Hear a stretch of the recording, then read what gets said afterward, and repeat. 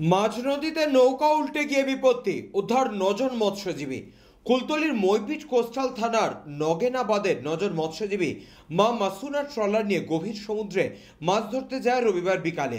জিঞ্জির দ্বীপের কাছে সেখানে বেশ কিছুক্ষণ তারা বড়শি দিয়ে মাছ ধরছিল। হঠাৎ সামুদ্রিক ঝড় এবং জলের টানে নৌকার পাটাতনের বেশ কিছুটা অংশের কাঠ ভেঙে যায়। নৌকায় থাকা 9 মৎস্যজীবী তৎক্ষণাৎ নৌকার মধ্যে থাকা কাপড় এবং বস্তা দিয়ে নৌকার ভাঙা অংশ মেরামত করার চেষ্টা করে। মইপিট কোস্টাল থানার পুলিশ কর্মীরা তাদেরকে উদ্ধার করে নিয়ে আসে। গভীর রাতে তাদের বাড়ি পৌঁছে দেয়। 9 মৎস্যজীবী অক্ষত অবস্থায় ফিরে আসায় স্বস্তির নিঃশ্বাস ফেলতে শুরু করেছে পরিবারের লোকজনের সাথে নগেনাবাদ এলাকাবাসী। কুলতলি থেকে বাবলু প্রামাণিকের রিপোর্ট, চ্যানেল 24/7। তারপরে ওই মাছ ধরতে গিয়ে আমরা চাঁদ ধরেছিলাম, চাঁদ ধরা জাল পেতেছিলাম। এবার চাঁদ ধরে নিয়ে আর বড়শিতে গেঁথে যেতে যেতে চড়ায় ঠেকে যায়।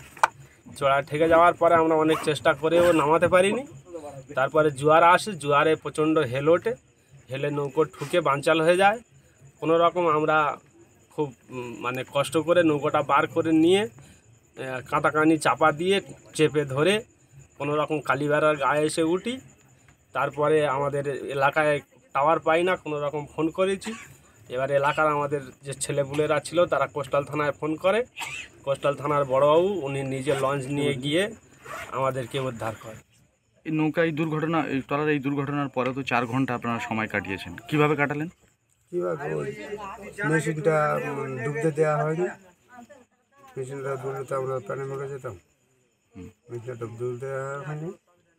তারপরে ওই সব গাঁথাগানি চেপে দিয়ে আর জল ছেঁচে বালতিতে করে ড্যাম কাটাই করে জল ফেলে তবে। কত দূর এলেন? আমরা ওই কালীবেড়া পর্যন্ত এসেছি। তারপর কি করলেন? তারপরে একটা চড়ার গায়ে এসে তুলে দিতে হয়েছে।